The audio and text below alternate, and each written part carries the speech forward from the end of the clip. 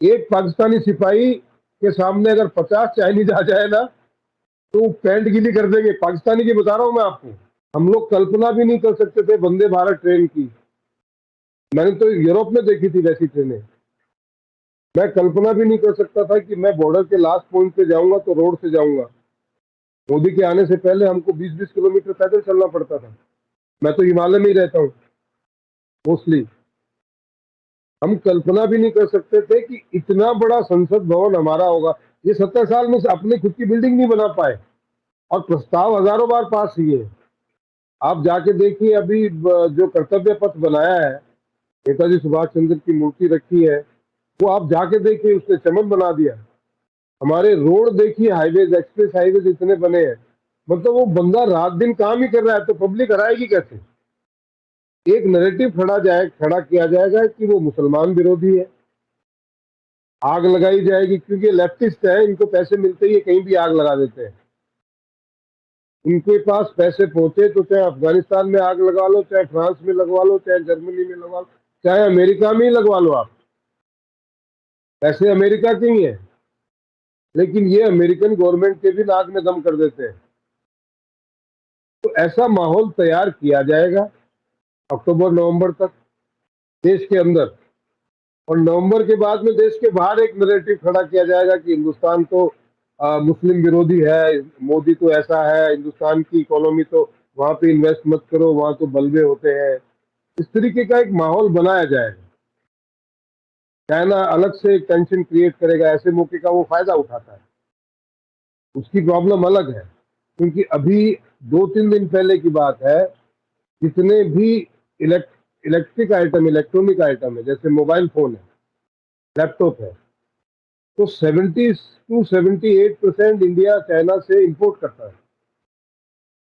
और पिछले 3 दिन पहले गवर्नमेंट ने उस पर टोटली सर्जिकल स्ट्राइक कर दी, उसको बिल्कुल बैन ही कर दिया। जैसे नोटबंदी की थी ना, जी। डिमोनेटाइजेशन किया था, वैसे बैन कर दिया विद इमीडिएट इफेक्ट, कि आज के बाद कोई भी आदमी चाइना से मोबाइल और इलेक्ट्रॉनिक आइटम, इसमें 31 आइटम की लिस्ट है, वो खरीदेगा तो अपने यूज के लिए खरीद सकता है, बेच नहीं सकता। और अपने यूज के लिए खरीदेगा तो उसकी भी एक उनको गवर्नमेंट को जानकारी देनी पड़ेगी। तो ऐसे में चाइना तो बौखलाया हुआ है, क्योंकि सबसे ज्यादा ट्रेड इंडिया चाइना का होता है, और उसमें भी 70% जो है इन्हीं आइटम्स का है। तो 70% आपका अगर एक्सपोर्ट घट जाता है तो बचा क्या आपके पास? उस चीज से वो बौखलाया हुआ है, तो कुछ ना कुछ तो करेगा वो खुरापात।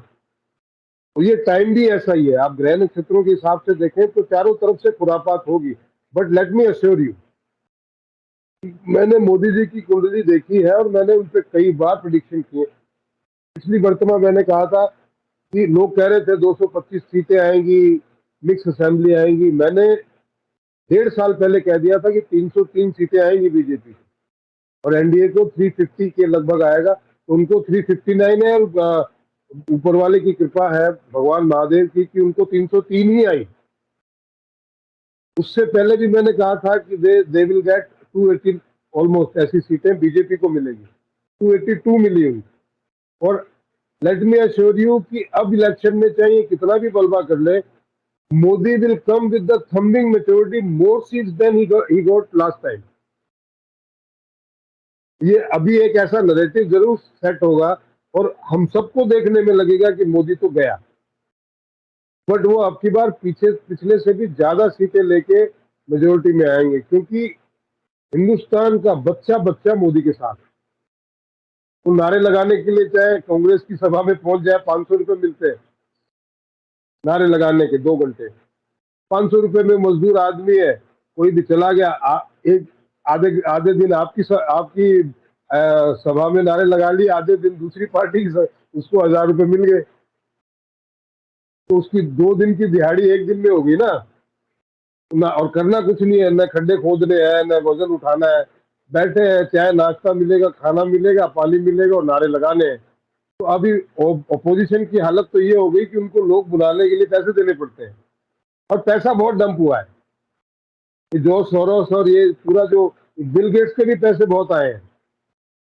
आपके पाकिस्तान को डिस्ट्रैक्ट करने के लिए भी बिल गेट्स के पैसे लगे हैं। बहुत पैसा लगा है। ठीक। अच्छा, मोदी के आपको कुछ 3 ऐसे काम बताएं, मोदी जिसकी वजह से इंडिया दोबारा खड़ा होना शुरू हुआ। मोदी ने ऐसे कौन से 3 काम किए जिसकी वजह से इंडिया की ग्रोथ शुरू हुई? कि देखो क्या होता है, सबसे बड़ी चीज होती है इंफ्रास्ट्रक्चर। अब पहले मैं दिल्ली जब जाता था बाई रोड तो 7 से 8 घंटे लगते थे। हालांकि मैं आज फ्लाइट से गया हूँ क्योंकि मेरे इन्होंने फ्लाइट की बुक कराई हुई थी, जो कैनेडियन चैनल जिनका इंटरव्यू था।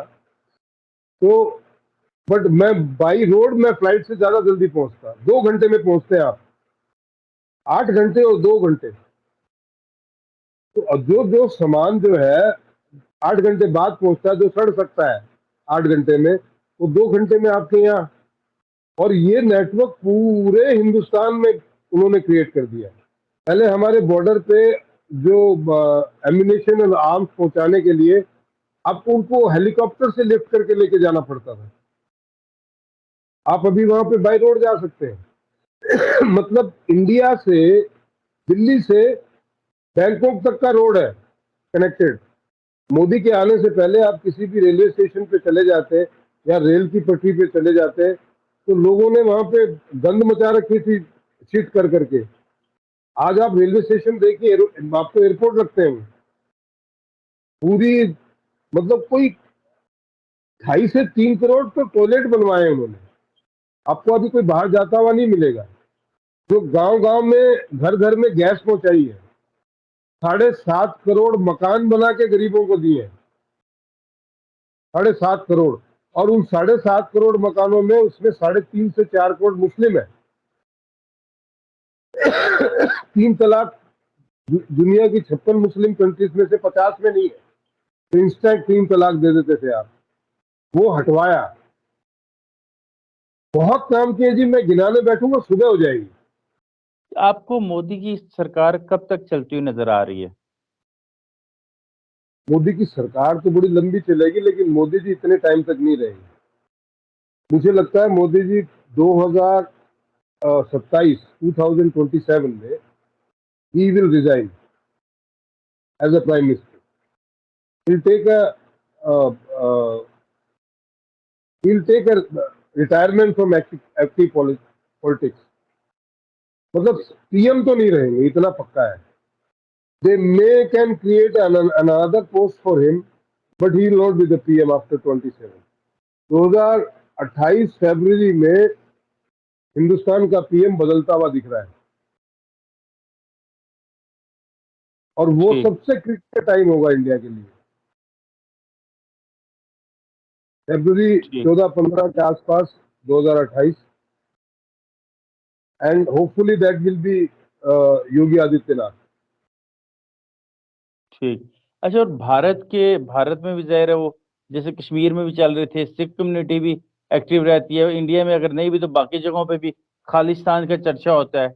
उसको क्या देखती हैं? क्या कभी खालिस्तान बन सकता है? और बाकी जो स्टेट्स हैं उनके फ्यूचर आपको कैसे नजर आ रहा है? क्या वो भारत से अलग हो सकती हैं? नहीं नहीं, देखिए खालिस्तान के तो सपने हैं। खालिस्तान तो जब बन सकता था तब भी नहीं बना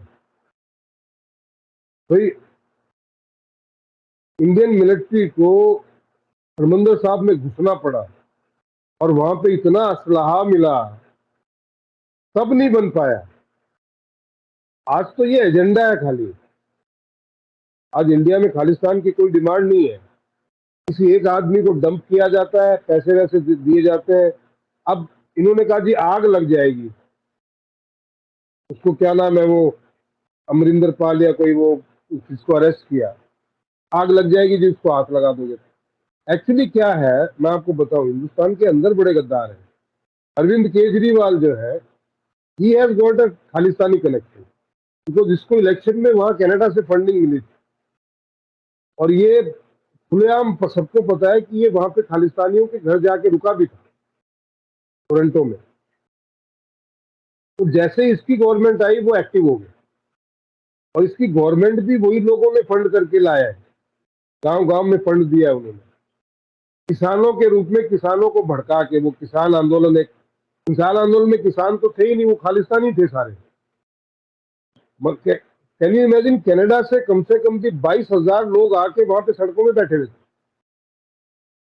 क्योंकि उनके पास इंडियन पासपोर्ट है। तो आप डिफर नहीं कर सकते, वो घूमने गए हुए थे जी कनाडा, वापस आ गए। बट जब गवर्नमेंट ने पूरी इंक्वायरी करा ली, उनका पूरा दिन उनको उगदड़ करने दिया, हंगामा मचाने दिया, तो जब तक कोई सामने नहीं आएगा, आप किसको पकड़ोगे? कोर्ट में तो आपको सबूत देने पड़ते हैं ना। आप अपनी रिपोर्ट के हिसाब से किसी को सजा, कोर्ट पहले क्या होता था, कोर्ट में ये अपनी रिपोर्ट के हिसाब से पेश करते थे, कोर्ट छोड़ देता था कि आपकी रिपोर्ट की गारंटी क्या है, प्रूफ दो। तो गवर्नमेंट ने सबको उगदड़ करने दिया कि आप करो, और जब किए तो वो सारे कैमरे में सबूत के तौर पे कैद हो गए। फिर उनका जो पूरा पिछवाड़ा, सॉफ्टवेयर के पिछवाड़े का सॉफ्टवेयर जो उन्होंने अपडेट करना शुरू किया, अब तो खालिस्तानियों को कनाडा, इंग्लैंड, अमेरिका कहीं नहीं छोड़ते। अब तो वो आप पतवंत सिंह पन्नू जो है, वो आए दिन 1 करोड़ रुपया दूंगा, आप झंडा लगा दो, इसको मार दो, 2 करोड़ रुपया दूंगा, बोलता रहता था ना। फिर दिल में घुसा हुआ है वो अमेरिका में, बाहर नहीं निकल रहा डर के मारे कि वही ना खत्म हो जाए। इंडिया वो इंडिया नहीं है मोदी के आने के बाद। आप सोचिए, चाइना धमकियां तो देता रहता है, लेकिन अमेरिका में घुस के अमेरिकन आदमी को उनकी आंखों के सामने उड़ाए, और एक को नहीं है, कईयों को उड़ाया। अभी चाइना किस खेत की मूली है? चाइनीज लोगों का मैं बता दूं, I had been to Beijing, Shanghai, वो बोलते बहुत ज्यादा है, प्रोपेगेंडा बहुत करते हैं, वो डरते हैं।